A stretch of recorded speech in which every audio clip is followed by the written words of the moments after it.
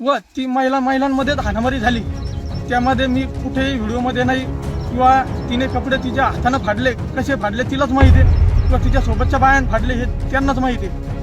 तिचे दोन्ही भावजाया माझ्या घरी आल्या, माझ्या पत्नीला मारहाण केली, माझ्या घरातून नगदी कॅश 2 लाख रुपये व 10 तोळे सोनं त्यांनी मारहाण करून व त्या तिच्या भावाने, संजीवनी वाघच्या भावाने माझ्या मिसेसचा विनयभंग करून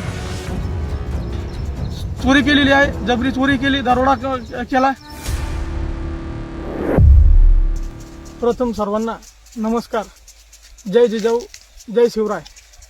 मी सरपंच गणेश भास्करराव काकड, गट ग्रामपंचायत कार्यालय चिखला खंडाळा येथील सरपंच असून काल परवापासून माझ्या गावामध्ये जो काही प्रकार घडत आहे, जी काही चुकीची वातावरण निर्मिती केली जात आहे, त्याची अगोदर सत्यता पडताळून बघणे गरजेचे आहे. त्यामागील सत्यता अशी आहे की 3 तारखेला अज्ञात इस्मांनी त्या जागेमध्ये मधोमध छत्रपती शिवाजी महाराजांचा पुतळा बसवण्याला विरोध कोणाचाच नाही, पण तो बसवला अज्ञात व्यक्तींनी. त्याची जबाबदारी स्वीकारण्यास कोणी तयार नव्हते की बा आम्ही बसवला म्हणून. परत आम्ही गावामध्ये त्याच्यानंतर 4 तारखेला आणि 5 तारखेला 2 वेळेस मीटिंग घेतली गाव पातळीवर. सर्व गावकरी एकत्र बोलवले, सर्व गावकऱ्यांच्या वतीने ठरले. त्यासाठी मी स्वतः पाटील साहेब, PSI साहेब हे सुद्धा उपस्थित होते मीटिंगमध्ये. दोन्ही मीटिंगमध्ये बसल्यानंतर आम्ही असा तोडगा काढला सर्व गावकऱ्यांच्या वतीने की बा ही जी जागा आहे, ही जागा अंगणवाडीची जागा असून जिल्हा परिषदेची शाळेची जागा आहे, तिच्या शेजारी पाणी फिल्टर आहे व तिथे अंगणवाडीमध्ये लहान लहान मुलं खेळतात त्या जागेमध्ये. त्यानंतर ती जागा आमच्या गावचा भौगोलिकदृष्ट्या विचार केला तर आमच्या चिखला गावामध्ये कुठेही 100-200 माणसं बसतील किंवा त्यांचा कार्यक्रम होईल अशी कुठलीही जागा उपलब्ध नाही. ती स्वतः जागा, ती एकच जागा असल्यामुळे मी त्यांना समजावून हेच सांगत होतो. त्यांना मी माझ्या वतीने ग्रामपंचायत आवारामध्ये एक, ग्रामपंचायत समोर एक आणि रस्त्यावर मंदिराच्या समोरून एक, असे 3 ठिकाणी स्पॉट पण दिले त्यांना. व त्यांना सांगितलं की आपण रीतसर परवानगी घेऊ आणि अश्वारूढ असा पुतळा उभा करू. त्या दिवशी आम्ही स्वतः 7,500 रुपये माझ्याजवळ वर्गणी सध्या पण ती जमा आहे.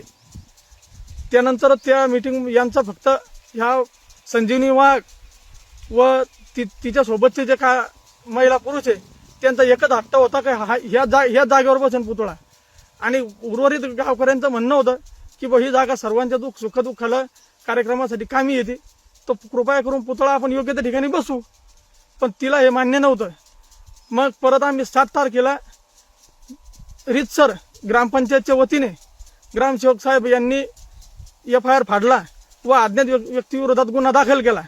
त्यानंतर मला स्वतः जोगी साहेब, आमचे SDPO व तहसीलदार साहेब, PSI साहेब यांना SDO साहेबांचे लेखी पत्र आले पुतळा हटवण्याबाबत. पत्र आल्यानंतर 17 तारखेला पत्र आले, पण मी छत्रपती शिवरायांना मानणारा त्यांचा एक पाईक आहे, त्यांच्या विचारावर चालणारा एक पाईक आहे. त्यांचे विचार घेऊनच मी आत्तापर्यंत माझ्या ग्रामपंचायतचा पूर्ण 4 वर्षाचा कारभार केलेला आहे. मग मी त्यांना जाऊन सांगितले की 20-19 तारखेला शिवजयंती असल्यामुळे ती आम्ही सर्व मिळून व्यवस्थित मोठ्या उत्साहात साजरी केली. व 20 तारखेला तिथे गेलो. संजीवनी वाघ यांनी प्युअर ब्लॉक तिथे गट्टू आणले व ती अवैध बांधकाम करत होती.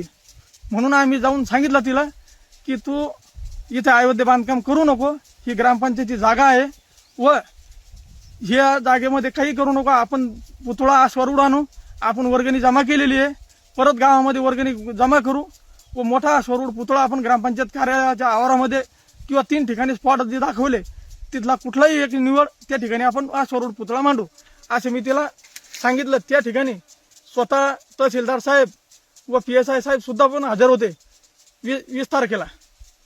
त्या दिवशी आम्ही तिथं गेलो, तिला सांगितलं अवैध बांधकाम अडवलं आम्ही तिथं पोलिसांच्या मदतीने. त्यानंतर तिथे दोन्हीकडच्या गटातील महिला संजीवनी वाघ व तिच्यासोबतच्या महिला तिथे हजर झाल्या व त्या बांधकाम करण्यासाठी हट्ट धरला त्यांनी. त्यानंतर इकडचाही जमाव तिथं आला महिलांचा व ती महिलांमध्ये हाणामारी झाली, त्यामध्ये मी कुठेही व्हिडिओमध्ये नाही, किंवा तिने कपडे तिच्या हातानं फाडले, कसे फाडले तिलाच माहिती आहे, किंवा तिच्या सोबतच्या बायान फाडले हे त्यांनाच माहिती आहे. महिलांमध्ये जी हाणामारी झाली ती 100% निंदनीय आहे. त्या कृत्याचा मी जाहीर निषेध करतो. व त्यानंतर संध्याकाळी 7 वाजता मी घरी होतो. त्यानंतर संजीवनी वाघ, तिचा भाऊ, तिचे दोन्ही भावजाया माझ्या घरी आल्या. माझ्या पत्नीला मारहाण केली. माझ्या घरातून नगदी कॅश 2 लाख रुपये व 10 तोळे सोनं त्यांनी मारहाण करून व तिच्या भावाने, संजीवनी वाघच्या भावाने, माझ्या मिसेसचा विनयभंग करून चोरी केलेली आहे. जबरी चोरी केली, दरोडा केला. त्यानंतर माझ्या गावातील वातावरण हे कसं दूषित करता येईल याचा पुरेपूर हा पूर्वनियोजित कट होता. आम्हाला बदनाम करण्याचे 100% यांचा हा पूर्वनियोजित ठरल्या प्लॅनप्रमाणे त्यांनी ते केलं.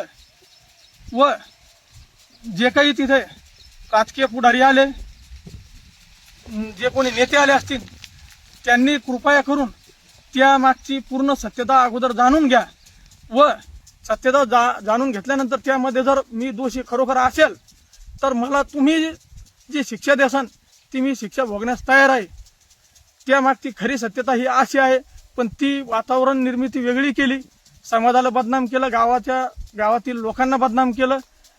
माझी जर मागचा इतिहास बघायचा असेल तर मी 2022ला सरपंच झाल्यानंतर 2023ला मी 19 फेब्रुवारी 2023 रोजी महाशिवरात्री आणि शिवजयंती हा हजारो वर्षानंतरचा योगायोग एकाच दिवशी आला. आणि तो योगायोग चांगला शिवजयंती साजरी करायची कशी, तर आम्ही ठरवलं की छत्रपती शिवाजी महाराजांनी महादेवाच्या पिंडीवर रक्ताभिषेक करून हिंदवी स्वराज्याची स्थापनेची शपथ घेतली. तर आम्ही ठरवलं की आपल्याला महाशिवरात्रीच्या दिवशी रक्तदान करून शिवजयंती साजरी करायची ठरलं आमच्यावला. आणि त्या दिवशी आम्ही गावातील सर्व तरुणांनी पुढाकार घेऊन आमच्या गावातील 43 जणांनी रक्तदान केले. त्यामध्ये 38 जण हे वंजारी समाजाचे होते रक्तदान करणारे. आमच्या गावामध्ये आतापर्यंत कुठलाही प्रकारचा जातीयवाद आतापर्यंत चालू नव्हता, राहणारही नाही, इथून पुढेही राहणार नाही. याच्या अगोदर सुद्धा आम्ही भीम जयंती असो, अण्णाभाऊ साठे यांची जयंती असो, शिवजयंती असो, मुंडे साहेबांची जयंती असो, ही सर्व जयंत्या आम्ही स्वतः सर्व गावकरी मंडळी मिळून वर्गणी जमा करून मोठ्या उत्साहात साजऱ्या करत असतो. लागन तर तुम्ही मागच्या मंडळीला माझा इतिहास विचारा, गावातील मराठा समाजाच्या मंडळींना विचारा, बौद्ध समाजाच्या मंडळींना विचारा, सर्व धर्माच्या लोकांना विचारा. व ती जागा खरोखर अडचणीची होती का आहे किंवा नाही हे त्या लोकच सांगतील तुम्हाला. गावातील जनता काय सांगायचं ते. एवढं बोलतो आणि थांबतो. जय जिजाऊ, जय शिवराय.